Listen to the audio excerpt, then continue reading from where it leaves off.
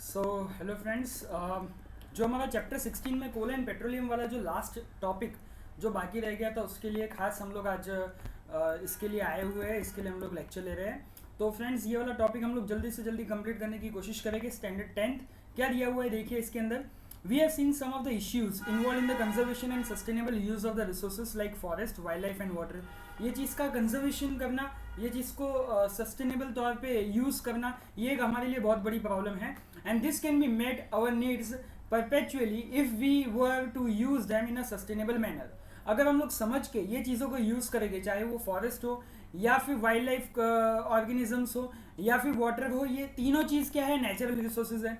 यानी इसको समझ के हमको यूज़ करना चाहिए। हमको ये भी सोचना चाहिए कि आने वाली जो जनरेशन है उसके लिए भी ये क्या रह सके, यूज़फुल रह सके। Now we come to yet another important resources that is fossil fuel. Okay, हम लोग एक इंपॉर्टेंट रिसोर्सेज की बात करते हैं जो कौन सा है, जो है फॉसिल फ्यूल। हम लोग फॉसिल फ्यूल की बात करेंगे। ओके, एक फॉसिल फ्यूल जो आपको पता होना चाहिए that is coal and petroleum. Okay, so coal and petroleum is one type of fossil fuel which are the important sources of energy for us. Since the industrial revolution, we have been using an increasing amount of energy to meet our basic needs and for manufacture of the large number of goods upon which our life depend. This energy needs have been largely met by the reserves of the coal and petroleum. Okay, तो एक fossil fuel मतलब fossil का मतलब होता है remain. Fossil का अगर आप इंग्लिश में डिक्शनरी में मीनिंग निकालेंगे तो फॉसिल का मीनिंग आपको मिलेगा रिमेन्स, यानी बचा हुआ। ओके, और फ्यूल मतलब thing that a resource which can provide us energy. Okay, so from remains we are getting an energy. सो एक टाइप का जो एनर्जी बोल दिया है वो कौन सा एनर्जी बोल दिया हुआ है, that is coal and petroleum. और कोल एंड पेट्रोलियम भी क्या है, एक फॉसिल फ्यूल का टाइप है। और आने वाले दिनों में हम लोग जिस तरह से ये यूज़ करते जा रहे हैं तो हमको एक चीज़ तो पता लगानी पड़ेगी कि आने वाले दिनों में, आने वाले टाइम में शायद ये और ज़्यादा ना चले, शायद ये ख़त्म होने वाला है। This are things that can be going to extinct in the near future. Okay, so यहाँ पे उसका मैनेजमेंट करना, कोल एंड पेट्रोलियम का मैनेजमेंट करना एक इंपॉर्टेंट टॉपिक रह जाता है। देखिए, the management of this energy resources involve slightly different perspective from the resources as discuss earlier. तो इसको आगे जो हम लोगों ने जैसे बात की, इसमें वो टाइप का मैनेजमेंट काम नहीं लगेगा। इसके लिए हमको थोड़ा डिफरेंट पर्सपेक्टिव यूज करना पड़ेगा। Coal and petroleum are from the degradation of the biomass. Okay, degradation मतलब सड़ना या डिग्रेड होना, मतलब के एक तरह से कंपोज होना, डिकम्पोज होना हम लोग कह सकते हैं। डिकम्पोज होता है ये बायोमास का। बायोमास मतलब बायोलॉजिकल मीन्स सारे living beings are the biomasses. Million of year तक ये डट जाते हैं और डट के बाद में क्या हो जाते हैं, इनका डिग्रेडेशन होता है, डिकम्पोजिशन होता है। Hence, these are the resources that will be exhausted in the future, no matter how carefully we use them. And then we would need to look at the alternative source of energy. तो ये चीज़ तो पक्की है कि ये आने वाले future में ख़त्म हो गए और बाद में आने वाले फ्यूचर में हम लोगों को कोई और चीज़ पे डिपेंड रह के करना पड़ेगा। So various estimates exist as long as the resources will last if the present rate of the usage continues. It is estimated that our known petroleum resource will last for about 40 years. Okay, आने वाले खाली एक estimate दिया गया है कि अगर इसी तरह से हम लोग यूज़ करते रहे तो आने वाले 40 ईयर्स तक ये सारा पेट्रोलियम जो है वो ख़त्म हो जाएगा। And coal resources will last for another 200 years. और जो कोल रिसोर्सेज है वो खाली अब 200 साल के लिए बचा हुआ है। तो ये बहुत ही कम फिगर है।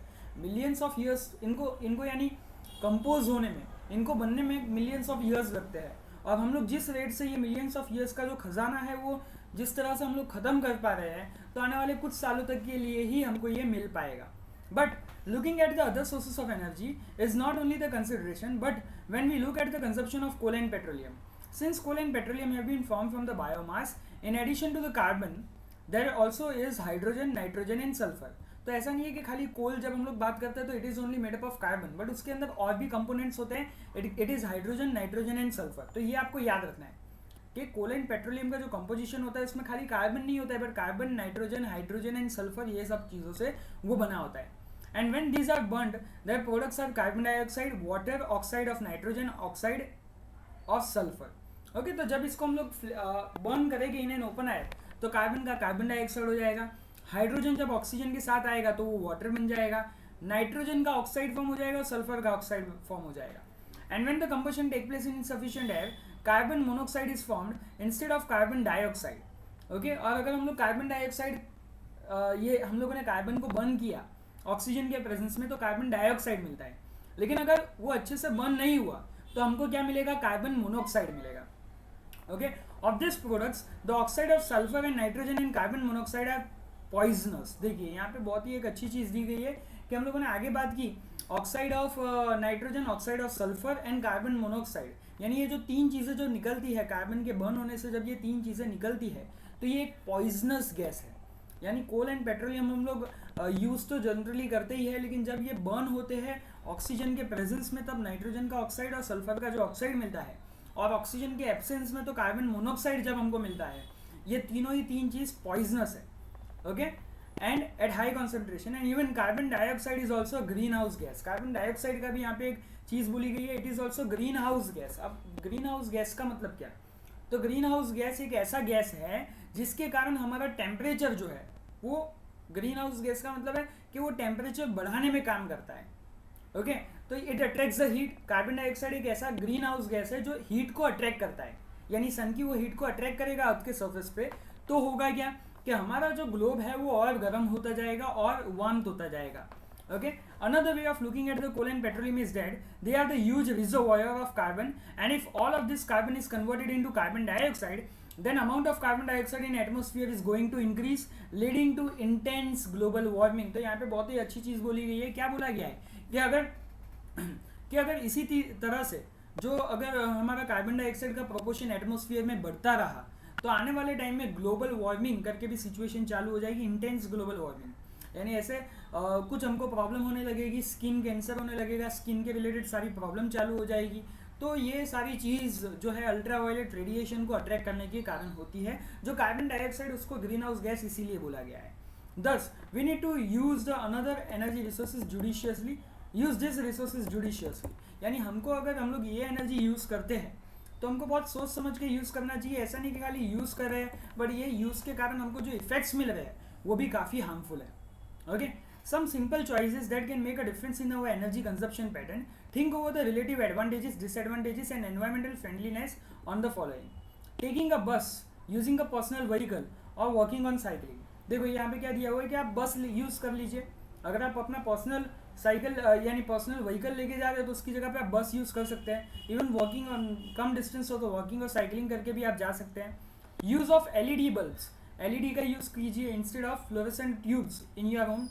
Use the lift, using the lift और टेकिंग द स्टेयर्स. ओके, तो आप ये समझिए यूजिंग द लिफ्ट, या आपको लिफ्ट यूज़ करनी चाहिए या स्टेयर्स लेने चाहिए. अगर कम फ्लोर है तो हम लोग स्टेयर भी ले सकते हैं. वेयरिंग एन एक्स्ट्रा स्वेटर और using a heating device on colder days. तो कोल्ड डेज है तो हम लोग हमारा जो काम है वो एक्स्ट्रा स्वेटर पहन के भी कर सकते हैं. तो ये सारी चीज़ें हैं कि अगर हम लोग एनर्जी कंजप्शन कम करेंगे तो हमको ही आगे जाके बेनिफिट होगा. The management of coal and petroleum is also addresses the efficiency of machine. Coal and petroleum जितना ज़्यादा हम लोग यूज़ करेंगे उतनी हमारे मशीन की एफिशिएंसी भी कम होती जाती है. Fuel is most commonly used, यानी यहाँ पे ये बोला गया है कि वो मशीन जिस तरह से रन करेगी उस तरह से क्या होता जाएगा कि जो फ्यूल है वो फ्यूल जो है वो आने वाले टाइम में वो मशीन को तो चालू रखेगा, एफिशिएंटली काम कराएगा, लेकिन वो मशीन भी आने वाले टाइम में क्या करती जाएगी, फ्यूल ज़्यादा लेगी, और जब वो फ्यूल ज़्यादा लेगी तो उतना फ्यूल फटाफट ख़त्म होने लगेगा. नाउ क्या बोला हुआ है, fuel is the most commonly used in the internal combustion of engines for transportation and recent research in the field concentrate of ensuring a complete combustion in this engine in order to increase the efficiency and also reduce the pollution. Okay, now an overview of the natural resources of the management. Sustainable management of natural resources is a difficult task. एक अच्छे से manage करना हमारे natural resources के लिए कोई easy task नहीं है, रातों रात बात नहीं होने वाली है. ओके, बहुत ही अच्छे से प्लानिंग करना पड़ेगा हमको, और हमको इसमें थोड़ा बहुत मैनेज करना पड़ेगा कि हम लोग जो चीज़ करना चाहते हैं, हम लोग हमारे नेचुरल रिसोर्सेज को जो बढ़ाना चाहते हैं वो कहीं ना कहीं हमको आने वाली जनरेशन को हम लोग वो उसको एक एक्स्ट्रा थिंग दे सके. Okay, in addressing this issue, we need to keep an open mind with regard to an interest of the various stakeholders. We need to accept that the people will act. देखो यहाँ पे क्या बोला हुआ है, we need to accept that the people will act with their own interest as the priority. But the realization such selfish goals will lead to the misery for a large number of people and total destruction of environment in slowly growing. यानी क्या होता जाएगा कि लोगों को realise करवाना, लोग ज़्यादा रियलाइज करेंगे तो ही ये चीज़ में काम आता जाएगा. ओके, और उसके कारण क्या होता जाएगा, and total destruction of the environment is slowly growing. देखिए, वी नीड टू एक्सेप्ट, हमको ये चीज़ को एक्सेप्ट करना पड़ेगा that people will act with the best own interest as the priority. लोग अपनी सेल्फिशनेस, अपना मोटिव पहले ही देखेंगे, but the realisation that such selfish goals will lead to misery of a large number of people and the total destruction of the environment is slowly growing. यानी उनको एहसास दिलाना पड़ेगा, उनको रियलाइज करवाना पड़ेगा कि उनके वो सेल्फिश मोटिव के कारण ही क्या होता जा रहा है, हमारा जो एनवायरनमेंट है, हमारा जो क्या कह सकते हैं कि हमारा जो नेचर है वो धीरे धीरे ख़त्म होता जा रहा है, वो धीरे धीरे पॉल्यूट होता जा रहा है, वो धीरे धीरे ख़राब होता जा रहा है. उनको ये रियलाइज़ करवाना पड़ेगा. Going beyond to the laws and rules and regulation we need to tailor our requirement. हमको समझना आना चाहिए कि हम लोगों की हमारी परमानेंट रिक्वायरमेंट कौन सी है, हमारी टेम्पररी रिक्वायरमेंट कौन सी है. हमको हमारी प्रायोरिटी सेट करनी पड़ेगी कि हमको क्या चीज़ अभी चाहिए और क्या चीज़ की ज़रूरत नहीं है. Okay, individually and collectively, so that the benefits of the development reach everyone now and for all generation to come. Okay, so that's it for this chapter. I hope कि आप लोगों को समझ में आया होगा, and next time we'll continue the another chapter. Thank you.